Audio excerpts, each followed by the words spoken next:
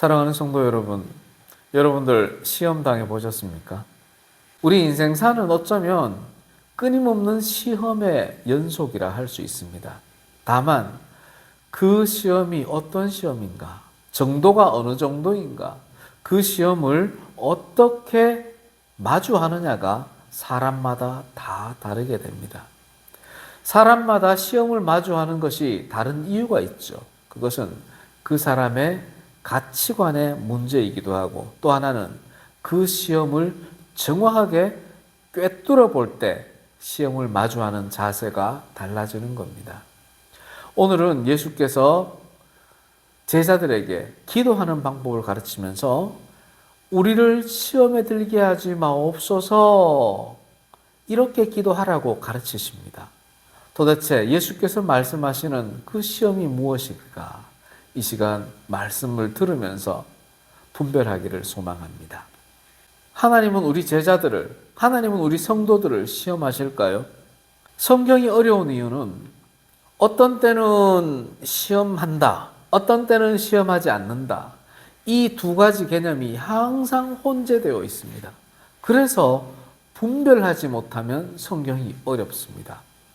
야고보서 1장 13절을 함께 보겠습니다. 사람이 시험을 받을 때에 내가 하나님께 시험을 받는다 하지 말지니 하나님은 악에게 시험을 받지도 아니하시고 친히 아무도 시험하지 아니하시느니라. 아멘. 하나님은 시험 받지도 않으시고 하나님은 사람을 시험하지도 않는다라고 선포를 하십니다. 삼위일체 하나님, 이 땅에 인생의 몸으로 오신 예수께서도 그러면 시험을 받지 않으시고 시험하지 않으셔야 되는데 그렇지가 않잖아요. 예수께서 공생애를 시작하시면서 가장 먼저 당하신 일이 사탄에게 시험을 받으신 일입니다. 다시 말해서 하나님은 인생을 시험하십니다. 그런데 어떤 의미로 시험하느냐가 중요한 거죠. 하나님이 인생을 시험하시는 것은, 하나님의 성도들을, 제자들을 시험하시는 것은 테스트하기 위함입니다. 고린도전서 10장 13절입니다. 사람이 감당할 시험 밖에는 너희가 당한 것이 없나니 오직 하나님은 미쁘사 너희가 감당하지 못할 시험 당함을 허락하지 아니하시고 시험 당할 즈음에 또한 피할 길을 내사 너희로 능히 감당하게 하시느니라. 아멘. 하나님은 복을 주시고 믿음을 강화하기 위해서 우리 성도들에게, 제자들에게 시험을 행하시는 겁니다. 그런 예가 있습니까? 있지요. 대표적인 예가 바로 아브라함입니다. 하나님께서는 아브라함을 향해서 독생자 이삭을 번제로 바치라 라고 시험을 하십니다. 정말 하나님께서 이삭을 번제로 태움을 받기를 원하셨을까요? 아닙니다. 하나님이 원하셨던 것은 아브라함의 그 순종을 테스트하고자 함이었습니다. 결국 아브라함은 이삭을 번제로 드리려 합니다. 바로 그때에 하나님께서 개입하셔서 네 마음을 내가 알겠노라, 네가 나를 얼마나 사랑하는지 알겠노라 라며 아브라함의 믿음을 인정해 주시고 복의 근원이 되게 해주셨습니다. 출애굽해서 광야에 이른 이스라엘 백성들이 하나님에게 먹을 것을 달라고 요구를 할 때 하나님께서 그들에게 만나를 주십니다. 그러면서 조건이 있었습니다. 하루하루 먹을 양식만 취하라고 명령을 하시죠. 하나님께서 이렇게 만나를 주신 이유가 있습니다. 이 백성들이 하나님의 말씀을 얼마나 잘 순종하느냐 확인하기 위해서, 테스트하기 위해서 만나를 주셨습니다. 또한 여호와에 대한 사랑을 확인하고자 시험을 행하십니다. 신명기 13장입니다. 이는 너희의 하나님 여호와께서 너희가 마음을 다하고 뜻을 다하여 너희의 하나님 여호와를 사랑하는 여부를 알려하사 너희를 시험하심이니라. 아멘. 하나님의 테스트는 나를 시험하사 내게 복 주시려는 시험이구나.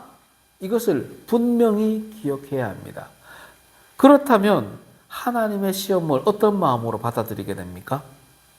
기쁜 마음으로 받아들이게 됩니다. 에이, 목사님, 안 당해봐서 그런 말 하죠. 당해보시면 기쁘게 못 받아들여요. 그것을 넘어서야 합니다. 하나님의 시험은 복 주기 위한 시험이기 때문입니다. 시편 66편 10절입니다. 주께서 우리를 시험하시되 우리를 단련하시기를 은을 단련함 같이 하셨으며. 아멘. 하나님께서는 시험을 행하는 목적이 인생을, 성도를, 제자들을 단련하기 위함입니다. 단련해서 뭐 하시게요? 하나님 나라의 일을 감당하게 하시기 위함입니다. 하나님의 일을 감당하게 하시고 하나님의 복을 주시기 위해 시험을 하시니 우리 성도들은 어떻게 그 시험을 받아들여야 한다고요? 기쁜 마음으로 받아들여야 합니다. 야고보서 1장 2절과 12절입니다. 내 형제들아, 너희가 여러 가지 시험을 당하거든 온전히 기쁘게 여기라. 시험을 참는 자는 복이 있나니 이는 시련을 견디어 낸 자가 주께서 자기를 사랑하는 자들에게 약속하신 생명의 면류관을 얻을 것이기 때문이라. 아멘. 하나님이 주시는 시험을 기쁘게 극복하는 자는 하나님이 주시는 생명의 면류관을 얻을 것이기에 시험을 기쁘게 마주할 수밖에 없습니다. 기쁘게 마주하지 않은들 그 시험이 오지 않습니까? 아닙니다. 하나님이 예비하신 시험은 틀림없이 옵니다. 그러니 우리는 이왕 내게 임하는 시험을 기쁘게 하나님의 이름으로, 예수님의 이름으로 마주해야만 참 기쁨을 누릴 수가 있는 겁니다. 문제가 있습니다. 내게 닥치는, 성도들에게 닥치는, 제자들에게 닥치는 모든 시험이 하나님이 주시는 시험이라면 그 어떤 시험이라도 기쁘게 받아들일 수가 있겠는데 시험 행하는 자가 하나님뿐입니까? 그렇지 않습니다. 또 누가 우리를 시험해요? 사탄의 세력이 시험합니다. 사탄이 직접 시험하고 사탄이 물질을 통해서 시험하고 사탄이 사람을 통해서 환경을 통해서 사건을 통해서 특히 우리 성도들을 시험합니다. 이렇게 사탄이 성도를 시험하는 것을 유혹한다라고 합니다. 하나님의 시험은 우리를 복주시려고 사랑을 확인하려고 하는 테스트이지만 사탄의 시험은 우리를 낙심하게 하고 죄악으로 들어가게 하려는 템프테이션, 유혹의 시험입니다. 그러니 사탄의 시험을 우리가 기쁘게만 받아들일 수가 없습니다. 경계심을 가지고 이기기 위해, 승리하기 위해 받아들여야 합니다.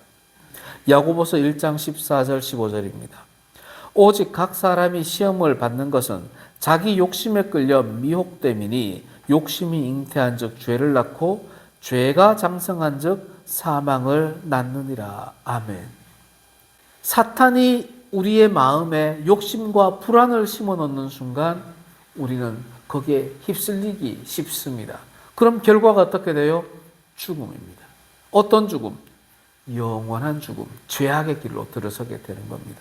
그래서 하나님이 주시는 테스트의 시험은 기쁘게 받아들여서 그 테스트를 통과해야 되지만 사탄이 행하는 저 시험은 우리를 낙심하게 하고 죄악의 길로 인도하는 아주 나쁜 템프테이션 유혹이니 그 시험은 우리가 부시고 승리해야 하는 겁니다. 왜 사탄은 우리에게 이런 시험을 행할까? 의문이 되지 않습니까? 사탄은 하나님한테 꼼짝도 못할 텐데 하나님 저 사탄 보고 이야기해서 우리 인생을 시험하지 말라고 명령 좀 해주세요. 이런 시험만 없다면 우리 모든 인류가 하나님을 섬길 텐데 저 사탄 정리 좀 해주시죠 하나님. 당연히 이런 마음 들지 않겠습니까? 그런데 하나님의 섭리는 오묘합니다. 하나님이 인생의 몸으로 오신 예수께서도 저 사탄에게 시험을 받으셨습니다. 하나님의 뜻은 거기에 있습니다. 사탄의 본연의 임무가 성도를 시험하는 겁니다. 예수께서도 시험을 당했는데 하물며 인생인 우리 성도가, 제자가, 내가 시험을 받지 않는다는 것은 얼토당토 않은 겁니다. 다만 예수님의 시험당하는 모습을 통해서 우리 인생도 제자도 성도도 나도 승리하는 방법을 가르쳐 주셨습니다. 그 방법을 따르느냐 안 따르느냐가 하나님의 또 다른 우리를 향한 시험인 겁니다. 예수님은 사탄의 시험을 어떻게 이기셨습니까? 신의 표적을 보이면서 이기셨습니까? 돌로 떡덩이를 만드셔서 이기셨습니까? 높은 곳에서 뛰어내려서 멀쩡하게 됨을 보이시면서 이기셨습니까? 아닙니다. 오히려 예수께서는 주 너의 하나님을 시험하지 말라. 사람이 떡으로만 살 것이 아니라 뭐로? 말씀으로 살 것이라 말씀하시면서 승리의 도구는 오직 하나님의 말씀이라는 것을 우리에게 가르쳐 주셨습니다. 이제 우리는 그 승리의 도구, 말씀을 따르느냐 안 따르느냐, 그것만이 남아있는 겁니다. 하나님의 그 말씀을 따르면 하나님의 테스트를 통과하는 것이고, 하나님의 그 말씀을 따르지 않으면 사탄의 시험에 굴복해버리고 말게 되는 것입니다. 사탄은 아주 교묘합니다. 사탄 자신의 모습을 드러내기도 하지만 물질을 통해서 시험합니다. 사람을 통해서 시험합니다. 사람도 세상 사람들만 이용하는 것이 아닙니다. 우리의 믿음의 형제 자매들을 이용할 때도 있습니다. 김집사, 이권사를 이용해서 나를 시험할 때도 있습니다. 심지어 목사를 통해서도 사탄은 시험을 행사하기도 합니다. 얼마나 교묘하고 무서운 존재입니까? 그러니 우리는 사탄의 시험과 하나님의 시험을 분별할 수 있는 영적인 분별력을 한순간도 놓쳐서는 아니 되는 것입니다. 사랑하는 성도 여러분, 여러분 언제 시험 당한다고 느끼십니까? 대부분의 사람들은 고난을 당할 때 내게 시험이 임했구나라고 분별하게 됩니다. 육신의 아픔이 있을 때, 정신적 고통이 있을 때, 스트레스가 있을 때, 신앙이 낙심의 길로 나아가고 있을 때, 그때 우리는 내가 시험 당하고 있구나. 하나님 어떻게 해야 됩니까? 사탄아 물러가라. 이렇게 시험에 들었다고 분별하게 됩니다. 꼭 고난 당할 때만 시험이 있는 것이 아닙니다. 성공의 가도를 달리고 있을 때 그때도 시험이 임했다고 분별할 수 있어야 합니다. 갑자기 내 통장에 많은 잔고가 쌓이고 내 일이 형통하게 일사천리로 풀리고 내 자녀들이 취업을 하게 되고 결혼을 하게 되고 좋은 일들이 너무너무 많이 펼쳐질 때, 사람들이 나를 끊임없이 칭찬할 때, 우와, 세상 살맛 나는 걸, 이런 마음이 들 때에도 하나님의 테스트, 사탄의 템프테이션은 끊이지가 않습니다. 그 속에서도 시험이 있다는 것을 우리는 한순간도 잊지 않아야 합니다. 고난을 당할 때의 시험, 성공의 가도를 달릴 때의 시험, 이보다 더 무서운 시험의 때가 있습니다. 그 시험의 때는 바로 현실에 안주하려는 때입니다. 지금이 좋사오니라는 고백이 따를 때 바로 그때가 가장 시험 당하기 쉬운 때입니다. 가장 형통할 때가 가장 시험 당하기 쉬울 때입니다. 시험 당해서 형통해지는 것과 형통하다고 생각당할 때 시험 당하는 것은 전혀 별개의 문제입니다.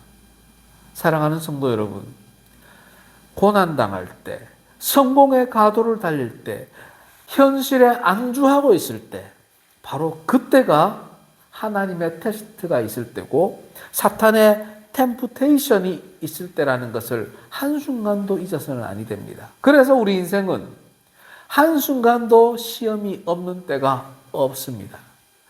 항상 인생은 시험의 연속이라는 것을 기억하며 이 땅을 살아가야 합니다.